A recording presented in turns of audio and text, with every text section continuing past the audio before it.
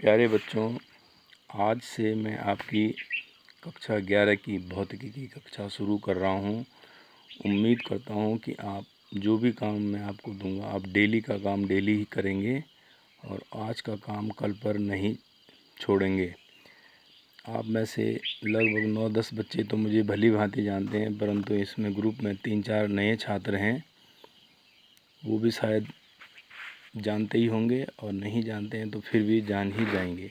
तो आपका काम एक बड़े रजिस्टर में आज से ही मैं, क्योंकि आज पहले दिन आपको केवल महत्वपूर्ण फॉर्मूले, महत्वपूर्ण सूत्र दे रहा हूँ, तो ये एक आप अपने कॉपी या रजिस्टर जो भी आपने लगाया होगा उसमें इनको नोट कर देंगे। तो मैं इनको जल्दी से इस वीडियो में आपको समझा भी देता हूँ ताकि आपकी समझ भी ये आ जाए।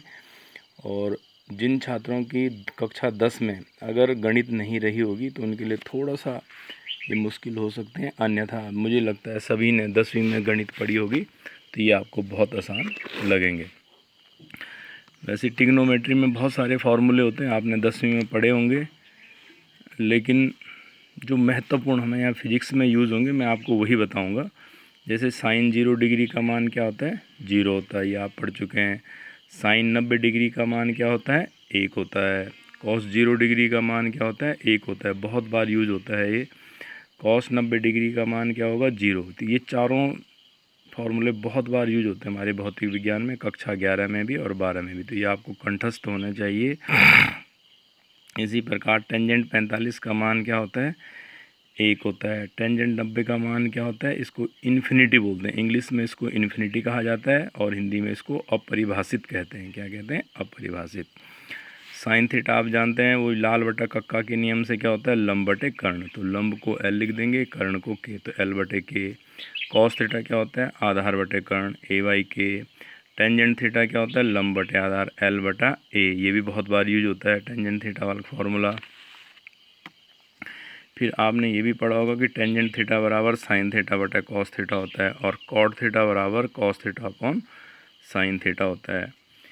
1 अपॉन इन्फिनिटी 0 होता है, तो 1 अपॉन 0 क्या हो जाएगा? इन्फिनिटी।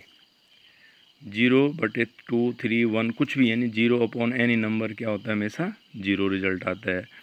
किसी की घात 0 क्या होता है? 1 होता है। a की पावर 0 इज इक्वल टू 1। ये सब फार्मूले आप 10वीं में पढ़ चुके हैं।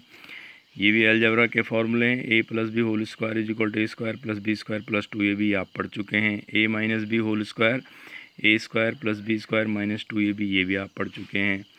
A square minus B square is equal to A minus B into A plus B, एक बार माइनस में लिखते हैं, एक बार प्लस में लिखते हैं। तो ये सभी फार्मूले ए क्यू माइनस बी क्यू आप 10वीं में पढ़ चुके हैं। मैं यहाँ रिपीट कर रहा हूँ क्योंकि यहाँ पे भी काम आते हैं। किसी भी संख्या को, 20वें नंबर का फॉर्मूला, किसी भी संख्या को 0 से गुणा करेंगे तो हमेशा क्या आता है? 0।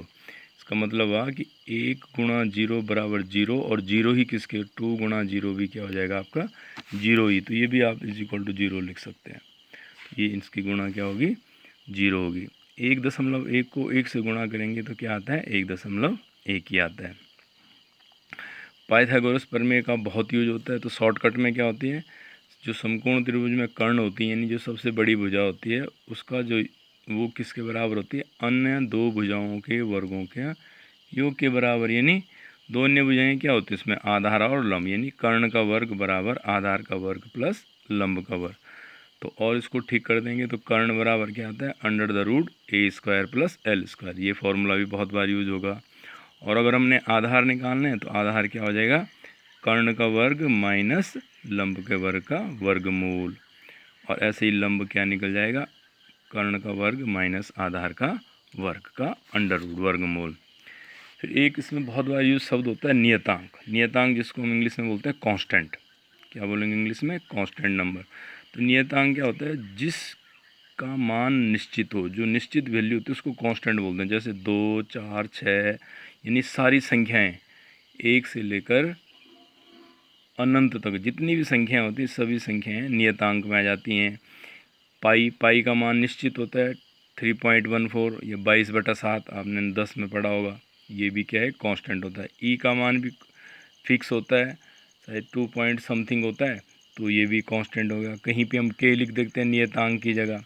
तो ये सब चीज़ें आपको पता होनी चाहिए।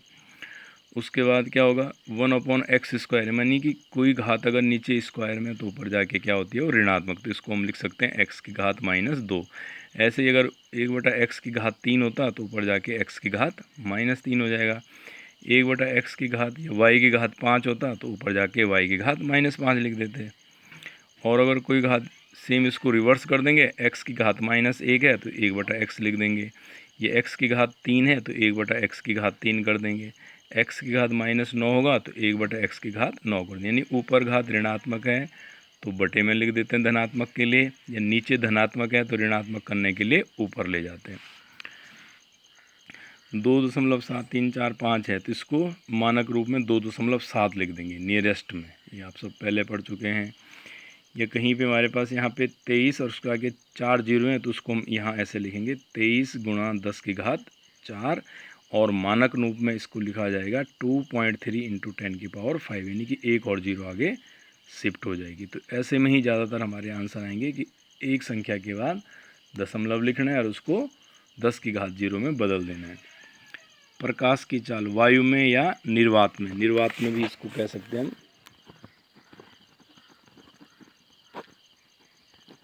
तो निर्वात में या वायु में जो प्रकाश की चाल होती है हमेशा याद रखना बहुत इंपॉर्टेंट, ये होता है 3 × 10⁸ मीटर प्रति सेकंड। तो प्रकाश की चाल है speed of light in vacuum क्या होगा 3 × 10⁸ मीटर पर सेकंड।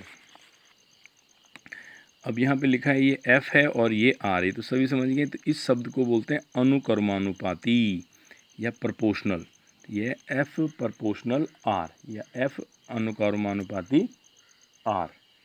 और इसको जब यहाँ बटे में लिखते हैं इसी चीज़ को तो इसको बोलेंगे F व्युत्क्रमानुपाती R², यानी F inversely proportional to 1/R²। ये इसको पढ़ेंगे व्युत्क्रमानुपाती। ये यहाँ पे जब ये बटे में लिखा जाएगा इन्वर्सली प्रोपोर्शनल, तो ये इसमें लिख दिया। अल्फ़ा चिन्ह को हटाने पर कोई नियतांक, यानी अब इस चिन्ह को यहाँ से मैं हटा देता हूँ तो यहाँ पे कोई नियतांक या कोई संख्या आ जाएगी नहीं, तो यहाँ लिख दूंगा मैं, इसको लिख सकता हूँ मैं, इसको क्या लिख सकता हूँ मैं, F बराबर के 1/R², यानी ये हटा दिया जाएगा तो कोई कांस्टेंट आता सभी में, कहीं बहुत बार ये आता रहेगा ऐसे, तो ये साइन अगर हट जाता है प्रोपोर्शनलिटी का या व्युत्क्रमानुपाती या अनुक्रमानुपाती का, अगर ये हट जाएगा तो इसकी जगह कोई नियतांक आ जाता है।